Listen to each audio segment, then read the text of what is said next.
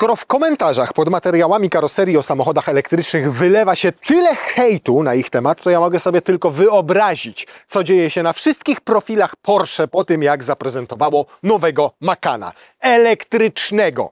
A przecież wszyscy doskonale wiemy, że Porsche musi być spalinowe, musi mruczeć. No więc dzisiaj mamy takiego ostatniego, mruczącego Mohikanina. Meine Damen und Herren, Porsche Macan z dieslem. Jeden z pierwszych egzemplarzy. 2014 rok.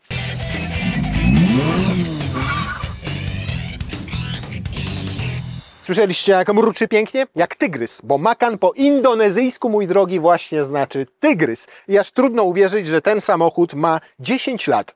Ale tak naprawdę tych lat ma jeszcze więcej, bo wiesz, kiedy zapowiedziało Porsche ten samochód? W 2010 roku, w 2011 potwierdziło, że będzie go produkowało. W 2012 padła taka plotka, że będzie nazywał się Kahun, żeby nawiązać do większego Cayena. W 2013 go pokazano na targach w Paryżu i w Los Angeles, a tak jak go tutaj widzimy, zaczęto go produkować i sprzedawać w 2014. I w 2014 go odebrał właśnie klient jako jeden z pierwszych Macanów w Polsce. I niesamowite, że wtedy na początku były 3 V6. V6 w wersji S, V6 w wersji turbo i V6 z dieslem, takim jakiego mamy tutaj pod maską. Tak. Więc od razu otwieraj maskę i najpierw się pomądrzysz na temat tego, co pod tą maską jest. Auto konstrukcyjnie zostało zbudowane na Q5 z 2008 roku. Cała platforma jest z Q5.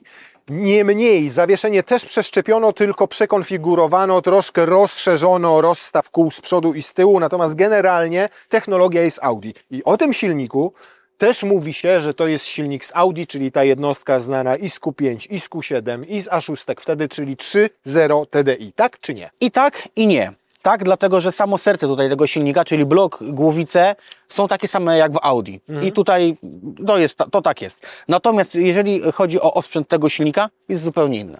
Wtryski, turbina, kolektory, same nawet skrzynia biegów. No też jest tutaj typowo skrzynia porszowska, bo to jest PDK 7-biegowe, a nie jest tak jak w Audi. Ale PDK 7-biegowe to jest DSG 7-biegowe, czy tak, tak, ale nie do końca. Ta skrzynia jest zupełnie inna niż w Audi. To znaczy co? Tam też zmieniono po prostu osprzęt? Czy zmieniono inny olej jest? Słuchaj, jest inny olej na pewno, jest zmieniony osprzęt. W ogóle to jest skrzynia typowo porszowska, bo to nie jest skrzynia z Audi. No ale to nie rozumiem, dwusprzęgłówkę zrobili po prostu sami oddzielnie? Z tego co wiem, tak. No dobrze, to oznacza też droższe naprawy w takim razie. To inaczej, po co Porsche to zrobiło? Miało gotowy silnik, wzięło platformę z Audi Q5, to po cholerę zmieniali te rzeczy w silniku, skoro mocowo i jeżeli chodzi o moment obrotowy, jest to dokładnie albo bardzo podobne do co w Audi, bo mamy tu 258 koni i 650 Nm. To na cholerę w tym gmerę, żeby drożej było? Ja myślę, że dlatego, że Audi trochę dało tutaj ciała z tym litrowym dieslem, bo one się psuły. I to o tym już żeśmy rozmawiali, prawda? Natomiast te silniki się bardzo rzadko psują. Tutaj, jeżeli się psuje, to tak jakby powiem, nie wiem, jakieś tutaj sondy, lambda, monitorowanie TPF-a. Jeżeli tutaj mówimy o tym konkretnym silniku, tak? Wtryski raczej się nie psują, turbiny raczej się w tych samochodach nie psują. Więc tutaj tak jakby Porsche poprawiło ten swój osprzęt, zrobiło coś lepszego, no i się jakby, powiem, mniej trochę psuje, tak? W związku z tym mamy wyższe koszty eksploatacji niż w Audi? Myślę, że one są porównywalne, bo jeżeli chodzi o filtry, no to one są podobne, tak? Tutaj filtr powietrza może być inny, jest inny, bo jest inne ułożenie, ale filtr oleju jest taki sam, więc to są porównywalne koszty, tak? Natomiast na pewno robocizna w serwisie jest, mówimy oczywiście o ASO, jeżeli byśmy chcieli, wyższa. tak, no jest wyższa, bo tutaj 1100 bodajże brutto kosztuje robocza godzina. W tym przypadku auto jest starsze niż 4 lata, więc możemy mieć rabat na usługę bodajże chyba 20%. A jeżeli chodzi o części eksploatacyjne, poza olejem, który się chyba normalnie co ile wymieniało? Serwis mówi, że co 30 tysięcy i poza filtrem, to co jeszcze tutaj należy wymieniać, żebyśmy mieli trwałość przez kilka tysięcy kilometrów, a nie przez... No wiadomo, filtr powietrza, dobrze go wymienić, filtr paliwa, filtr kabinowy. Ja akurat zawsze zalecam swoim klientom, żeby każdą wymianę oleju, czyli co 15... to jest niewielki koszt, a... Wiesz co, tym oddychasz, to jest wszystko... 3 minuty i jest tak, i wymiana. Olej z skrzyni, co 60 tysięcy i tutaj warto go zrobić, dlatego że oficjalnie ta skrzynia nie jest jakąś złą skrzynią, ona nie jest tutaj jakoś kłopotliwa, natomiast jakbym tego oleju nie wymienił, tak jakby, wiesz, byś zapomniał, to ta skrzynia może troszeczkę tam ci gdzieś tam przeciągać biegi, może podszarpywać, tak. Ale rozrząd, ostatnia rzecz? Rozrząd generalnie bezobsługowy. Bezobsługowy? Bezobsługowy. Czyli łańcuch? To jest łańcuch i jest generalnie bezobsługowy.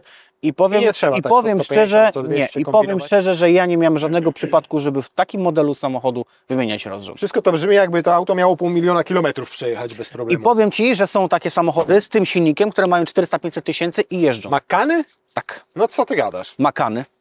Jeżdżą. Makany? Makany?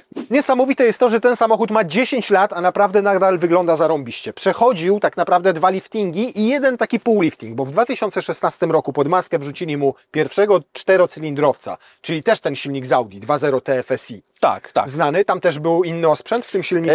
Różnił się, tak. Różnił Też się się delikatnie różnił, tak? osprzętem, Okej. tak. Natomiast sam słupek to jest ta sama konstrukcja, którą też możemy spotkać w Skodzie Super B, czy Super B. Super.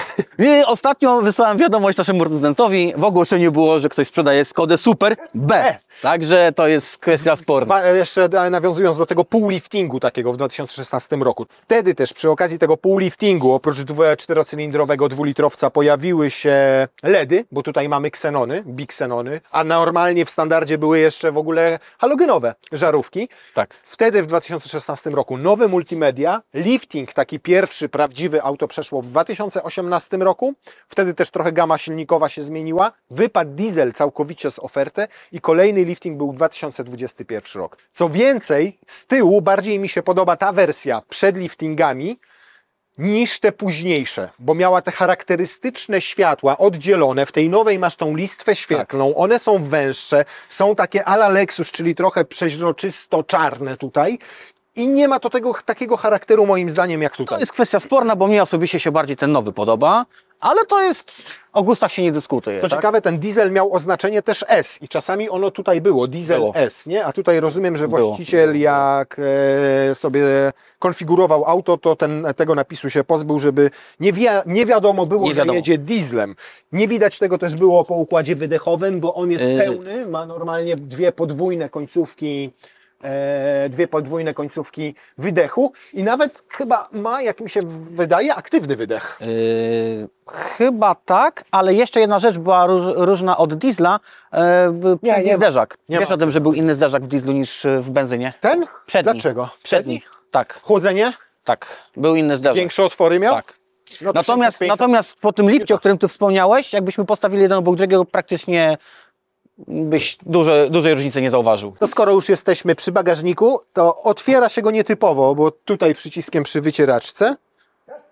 O, słyszycie? Cyk, cyk. Już jest pierwsza wada. Gwoli ścisłości, auto ma 140 000 przebiegu i od nowości jest w jednych rękach. Tak. Nie miało wcześniej 2 czy 3 właścicieli, tylko jednego. Bagażnik 500 litrów pojemności, bardzo foremny, bo on jest taki prostokątny mocno. Są uchwyty do mocowania siateczek. Mamy pneumatykę w naszym egzemplarzu, to nie był standard. Standardowo było zwykłe zawieszenie, ewentualnie zawieszenie z możliwością aktywne, tak? Aktywne, tak. Pasm, Porsche Active Suspension Management. Natomiast tutaj mamy pneumatykę i możemy go sobie jeszcze obniżyć. Pneumatyka była płatna. Chyba tylko w turbo była, jeżeli dobrze pamiętam, w standardzie. Standardzie. O, ale zobacz, jak kurde niziutko jest teraz. Jak fajnie. Gniazdeczko 12 V. Tutaj jeden taki plastikowy uchwyt, po drugiej stronie nie ma. Lampeczki nie działają po otworzeniu bagażnika. Co to się stanęło się? No i dzielona kanapa, 40, 20, 40 w takich proporcjach, to jest to, co lubimy. Pod spodem wzmacniacz od systemu Bose, opcjonalnego i sprytne koło zapasowe Werdesteina. Sprytne z tego względu, że bardzo mało miejsca zajmuje, a kiedy chcecie je założyć, bo jest taka potrzeba, to kompresorek włączacie i ono się pompuje, tylko maksymalnie oczywiście 80 km na godzinę, ale porządek jest tutaj zachowany. Wszystko ma swoje miejsce. To teraz walizeczki, Piotrusiu, proszę bardzo, dźwigaj. Kamieniami wyładowałem specjalnie na To chyba potrzeby jakimiś dzisiejszego. piórek czy kamienie. Dobra, zrobimy najpierw, tak? Nie, no spróbuj tak najpierw, zawsze Poczekaj. próbujemy... Poczekaj. Nie, tak nie. No widzisz. No i Tak, dobra. tak. Czyli tak nam dwie wchodzą. Tak nam dwie wchodzą, a ja jestem jeszcze ciekaw jednej konfiguracji. Konfiguracji, w której jedną postawimy tak, a drugą weźmiemy tak. czy to nam się zamknie, ponieważ wtedy mamy jeszcze więcej miejsca. Tutaj zobacz nawet na walizki kabinowe. Wiesz co, jakby półkę może wyjął, to... Ale właśnie sztuką jest półki nie wyjmować, bo jak pojedziesz na przykład do Hiszpanii i nie będziesz miał półki, to ci wszystko Wiem, bo znam takich, co byli. Dopchnął. Domknął bez problemu. Więc praktyczność myślałem, że tutaj będzie gdzieś wadził, ale widzisz, i z półeczką pięknie wszystko weszło. Czyli pojemność bagażnika wcale nie jest taka mała, jak na taki mały samochód. Inaczej, ja zawsze mówię, że nie sama pojemność się liczy, tylko też foremność tego Tak. bagażnika, bo co z tego, jak masz na przykład 500 litrów bagażnika, ale on jest niski i nie możesz go dobrze zagospodarować. Po lifcie zmienili pojemność bagażnika. Dlaczego? 5 litrów jest mniejsza. Tak. Przyjemnie wykończony ten bagażnik, ale już na przykład tutaj widać pewne ślady zużycia. O, takie ślady, widzisz, po walizkach, takie powycierane, takie pomechacone. Mam na to sposób, wy też możecie mieć na to sposób, proszę bardzo. Taka mata do bagażnika od naszego partnera Proline, który produkuje idealnie na wymiar, jak widać. I jeszcze mało tego, można sobie tutaj te elementy, żeby był dostęp do haczyków. Myślą. Pięknie. Polska myśl techniczna. Dramatu nie ma, powiem Ci, jak Ty tam siedzisz. Wygodnie masz? Wiesz co, no zostawiłem sobie tak miejsca, tak żeby nie walić kolanami w deskę, tutaj w schowek. Jest opuszczony fotel maksymalnie, także no ja mam tutaj tak powiedzmy okej. Dobrze, no to tak. Stopy mogę tam włożyć, chociaż miejsca, żeby nimi ruszać już nie mam w ogóle. Na kolana to dosłownie mam... O Jezu, jak się tak oprzesz, to już mi walisz w te kolana. Czekaj. Więc tego miejsca nie ma tu spektakularnie dużo. No teraz trochę Tak lepiej. bardziej jakby na taborecie Siedzę, siedzę, ale... miejsca zaskakująco dużo, biorąc pod uwagę opadającą linię dachu.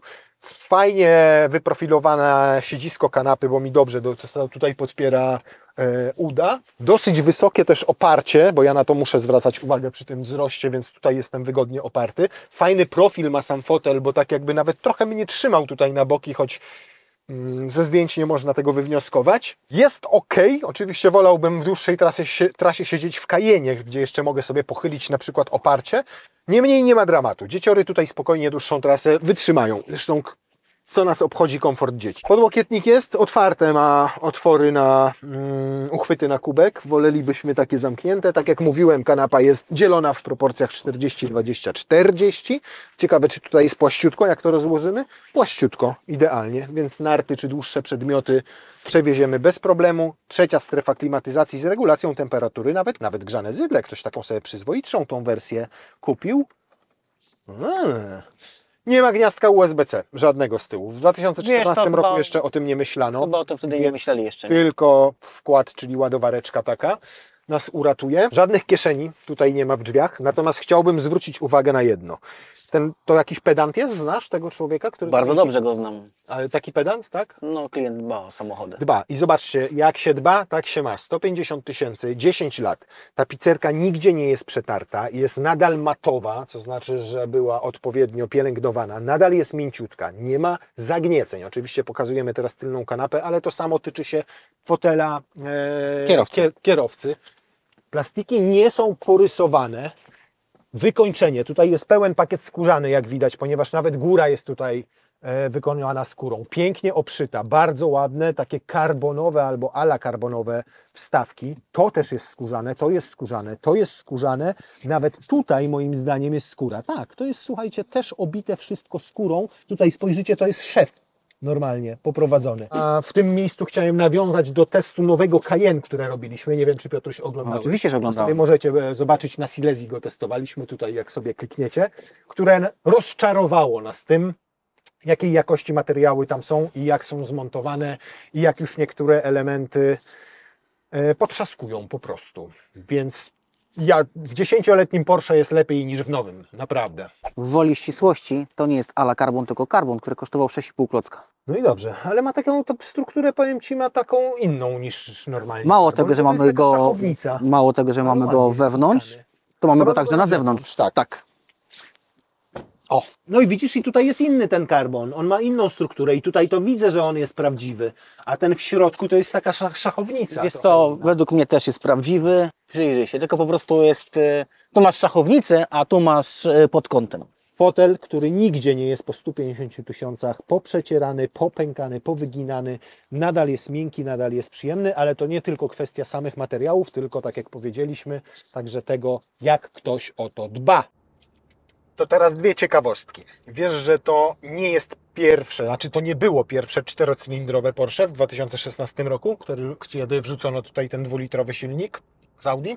A co było jeszcze? 968, 91 rok, tylko miało 3 litry pojemności, ale też 4 cylindry. A O. druga ciekawostka jest taka, że w momencie, kiedy wprowadzano tutaj tego dwulitrowca czterocylindrowego do Macana, to był ten też pomysł, żeby tutaj wrzucić dwulitrowego diesla z grupy Volkswagena. Tego, który miał 204 konie mechaniczne. Ale Porsche już nie zdecydowało się na to, stwierdziło, że już będzie to profanacja marki. No i to by była, naprawdę. Już 4 cylindry ok, diesel ok, ale 4 cylindry i diesel to już by chyba ich pogrążyło. Znaczy generalnie to Porsche chyba w ogóle się broniło, żeby wprowadzać diesla do marki, a jednak to zrobili, tak? No zrobili to w Cayenne najpierw, potem zrobili to w Panamerze i zrobili to w końcu również W Macanie. w Macanie. 150 tysięcy, 10 lat, zobacz tutaj nic we wnętrzu, zero. No, I zobacz nadal, jak działa zawieszenie. Pneumatyczne.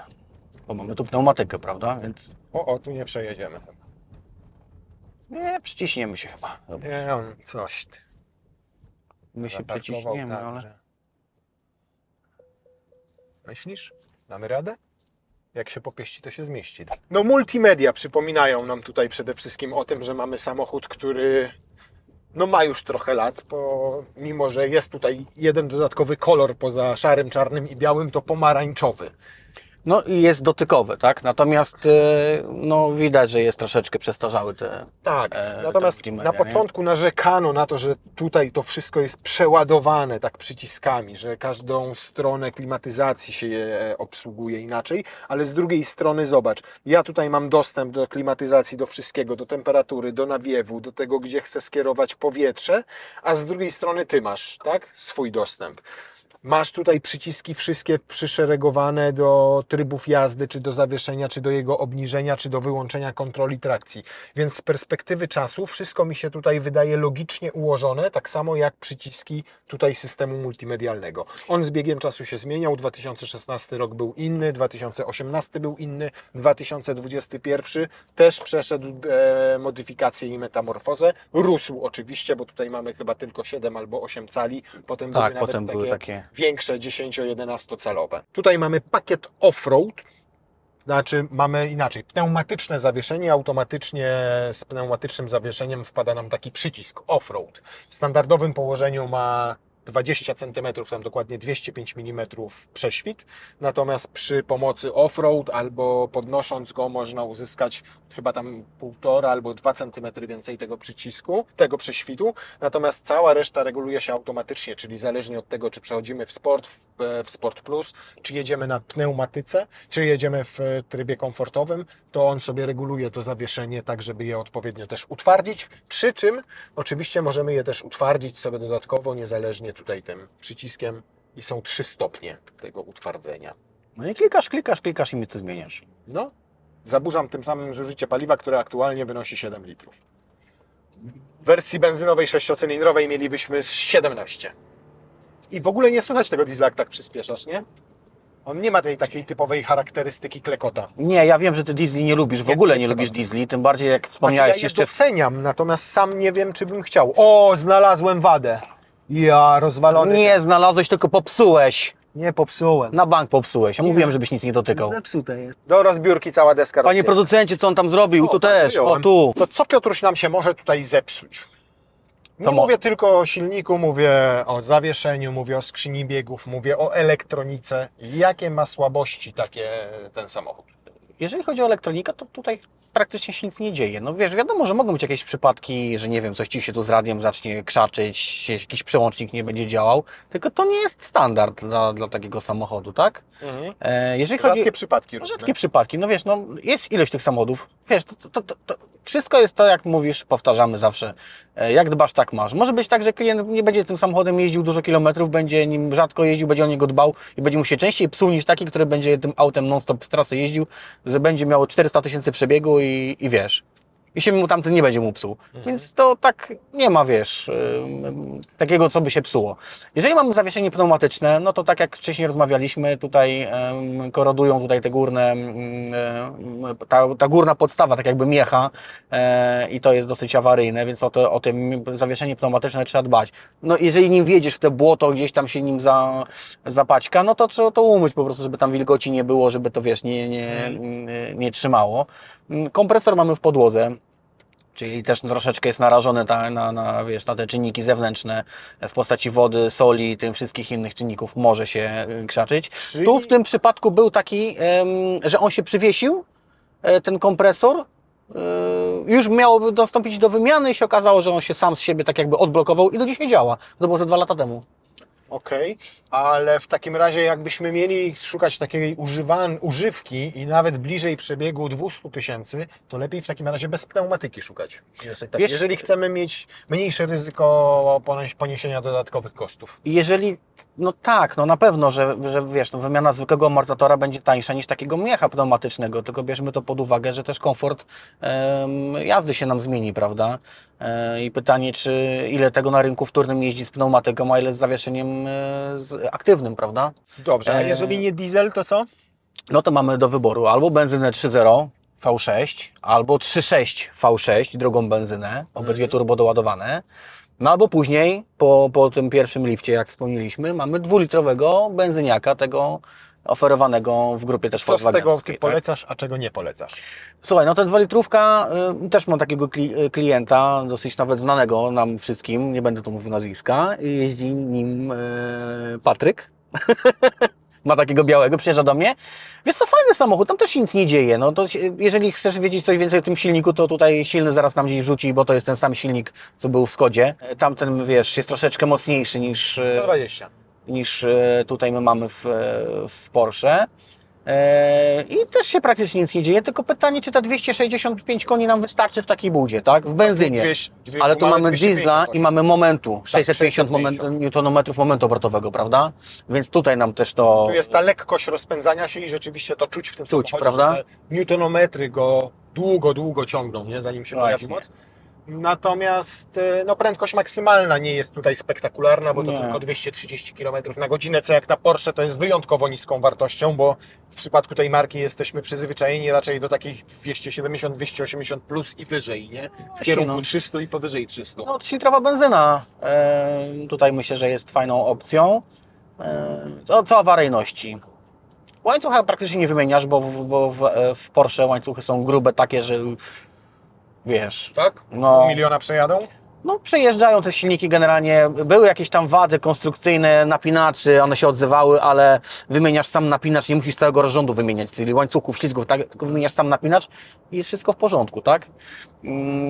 Co jeszcze w benzynach? Jakieś tam wycieki oleju, no, bo benzyny są, wiesz, obciążone troszeczkę termicznie i niestety te uszczelki, które są gumowe, nowe, to one po jakimś czasie robią się po prostu plastikowe, łamią ci się w palcach, kruszą, więc... Znam to ze swoich gradów, które znasz to, sprowadzam, które więc to wszystkie te auta, które mają 15-20 lat i V8 albo V6, No, robią się te uszczelki albo plastikowe, R6, nie? to robią się plastikowe i rzeczywiście uszczelniać trzeba jeszcze raz, choćby nawet pokrywę zaworów. To Tak. musisz to wszystko Tak, wyjąć. Raz na jakiś czas to po prostu Raz trzeba na jakiś zrobić czas. i Nie są to duże koszta na szczęście, jakieś spektakularne, natomiast takich miejsc, w których pełno. trzeba to uszczelnić jest naprawdę jest pełno. Ceny części nie są jakoś takie drogie, bo te uszczelki też nie jakieś tam kwot nie przekraczają, wiesz, no tak nie wiem, uszczelka dekla, nie wiem, za 200-250 zł może kosztować, tylko robocizny trochę wtedy więcej, no bo tego rozbierania Tak. tutaj przy tym jest troszeczkę, nie? I tych godzin leci, a wiadomo, oni wszystko rozliczają i czy my, czy serwis rozliczamy wszystko z godzin pracy przy samochodzie. 6,7 litra, 125 na godzinę średnia wyszła, 6,6 teraz. Tak mi się dobrze jechało, że widzisz, chciałem z Tobą... 6,7 litra w Porsche. To ja bym powiedział, że to jest zużycie oleju, a nie paliwa. I rzeczywiście ten samochód, jak się jedzie tak do 140, a nawet 150, to się w 8 zamyka bez najmniejszego problemu i to jest jego ogromna zaleta, bo zbiornik ma duży, 75 litrów. 75 litrów, więc nawet jak lecisz autostradą, to te 8-9 stówek robisz tak, bez problemu. A jak się zepniesz, to i tysiaczka pykasz bez najmniejszego problemu. No i to jest niewątpliwie duża zaleta posiadania takiego auta akurat z dieslem. Duża zaleta i dlatego może ich nie ma na rynku wtórnym. No właśnie, bo diesli na całym największym polskim serwisie ogłoszeniowym jest ile? Liczyłeś? Tak, dzisiaj sprawdzałem 19. 19 sztuk. 19. Nie? A Macanów nie wyprodukowano tak mało, bo od lat jest to najpopularniejszy model Porsche w Polsce Tak. i najpopularniejszy model w Europie Porszaka. Najlepiej się sprzedaje. Najlepiej się sprzedający. Także no, kupno diesla na dzień dzisiejszy to no, masz mały wybór generalnie. I trzymają cenę. I trzymają cenę. No właśnie, jak bardzo trzymają cenę? To tak dla ciekawostki. Wiesz, ile ten samochód kosztował nowy, kiedy go klient konfigurował, zamawiał z tymi wszystkimi bajerami? 10 lat temu? 10 lat temu. Ile kosztował? 300? 407 tysięcy. Co? Przepraszam, to nie tu. Naprawdę? 407 tysięcy. Wiesz, ile dzisiaj kosztuje nowy taki Macan? No wprawdzie nie mamy go w Nie diesel. diesel, tylko w benzynie. 3-litrowa benzyna. Podobnie wyspecyfikowany? Podobnie No wyspecyfikowana. to biorąc pod uwagę inflację i to, co dzieje się z cenami auto, nie wiem, pół bańki? Tyle samo. Naprawdę? 4 paczki. Czyli nie podrożał? 410 tysięcy. Nie.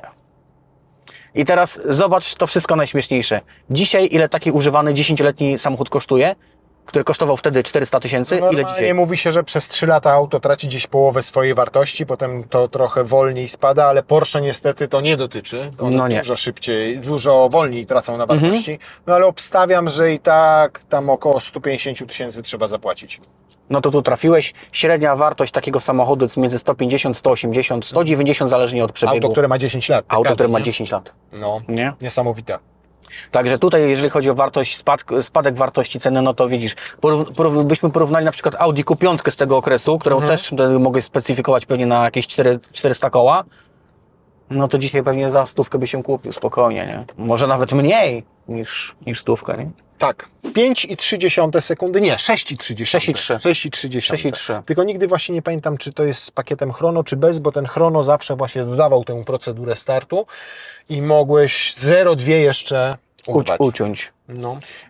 Wszędzie właśnie podają 6,3, ale właśnie nie piszą tego, czy to jest Z chrono, czy bez chrono. Tak. No, zaraz się okaże.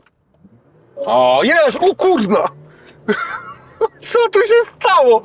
To jest niesamowite, że każde Porsche, niezależnie od tego, czy to jest 2 litry diesel, czy to, 2 litry benzyna, czy 3 litry diesel, to ten pierwszy efekt ruszenia z miejsca, ten napęd na 4 koła jest tak spektakularnie efektywny, ta skrzynia robi takie łup. Nie ma to niestety przełożenia na przyspieszenie, bo to jest 6,8 zamiast 6,3, które mamy w papierach, ale sam start zawsze taki sam. ich po prostu. No, na plus. Zdecydowanie spalanie w takim dieslu. Przyzwoita kultura pracy. Naprawdę spory bagażnik. Jakość wykonania i materiałów. Perfekcja. Intuicyjność obsługi, pomimo mnogości tych przycisków, owszem, dobra, bo można się wszystkiego nauczyć. Fajne zawieszenie, fajny układ kierowniczy. Z minusów, to co ja znajduję, no troszkę ciastawo na tylnej kanapie, choć dla dzieciorów, do zniesienia. I to w zasadzie jest jedyny poważny minus, w zasadzie trudno go nazwać poważnym, który znajduję w tym samochodzie. Można się czepiać jakichś tam pierdół i detali, że tu coś Ci się nie podoba, ten pstryczek, tamten elektryczek, albo otwarte w tylnym podłokietniku chwyty na kubki. Takie wiesz, detale, ale jako całość ten samochód jest po prostu zajebisty. Takie mam wrażenie. No, ja bym się z Tobą tutaj zgodził, bo ja akurat bym na te ciasnoty z tyłu bym nie marudził, bo ja jestem trochę niższy od Ciebie, więc ja nie marudził na tą ciasnotę. Na te kubki też bym nie marudził. Ja bym generalnie w ogóle nie marudził. Tak jak Ci powiedziałem, mi się ten samochód bardzo, bardzo podoba i w dzisiejszej ocenie chyba nieskromnie powiem, że to jest pierwszy samochód, w którym dam dzisiaj 10. A ja powiem Ci, że Mimo, że ma ten diesla. o ile zazwyczaj wsiadamy do samochodów, które mają 3, 4, 5 lat i zawsze gdzieś tam znajdujemy jakieś mankamenty, czy to w wykonaniu, czy to w jakości, czy to już w jakichś stółkach po pewnym przebiegu. Ja wsiadam też często w auta starsze, właśnie takie 10-15-letnie. Ostatnio sam kupiłem 10-letnie Audi A6 i zawsze mam się do czego przyczepić. Ja wiem, że to jest też kwestia tego, jak dbali właściciele poprzedni o to, czy jak właściciel obecny dba o ten samochód, ale ten samochód kompletnie nie wygląda na 10 lat i 140 tysięcy przebiegów. Wsiadasz do niego jak do nowego samochodu. Naprawdę. Oczywiście wiem, że to jest też zasługa jego właściciela, bo auto jest po prostu zadbane. I to jest widać, bo widać, że ma nadal matową kierownicę, nadal matowe fotele, że nigdzie ta tapicerka nie jest poprzecierana, że on jest domyty. Że nic tutaj nie stuka, nie puka, że układ kierowniczy nie ma luzów, że z zawieszenia nie dochodzą niepokojące dźwięki. Ale mimo to mamy do czynienia z 10-letnim autem. I jak jest zadbane, to jest po prostu w przypadku Macana zajebiste. Daje dychę w ogóle bez mrugnięcia okiem. Świetny wóz. Najstarszy samochód w naszej karoserii używanych. Tak. Najstarszy. Nie mieliśmy takiego jeszcze auta. Nie mieliśmy. Jedna rzecz tylko, jak ja bym kupował sobie Porsche, nawet Macana, kupiłbym go z benzyną 6-cylindrową, odżałował ten hajs na paliwo, odżałował ten hajs, który trzeba byłoby wydać na uszczelnienie paru miejsc w silniku, przez to, że te uszczelki po prostu stwardniały od temperatury, ale to jest zdecydowanie, kurde, jak na 10-latka zajebiste auto. Jest auto Jeszcze wiesz, to mega. drobny minusik, jest ciut głośniej niż w autach tej klasy, mógłby być lepiej wyciszony od szumów, bo tu na przykład już teraz przy 120 przy słupkach słychać wiatr. A możesz... Jednak 9,5. Weź wystaw tak palec. 9,5. Wystaw tak palec. Drugi też tak wystaw. I zrób tak. Nie, bo nie myłem uszu.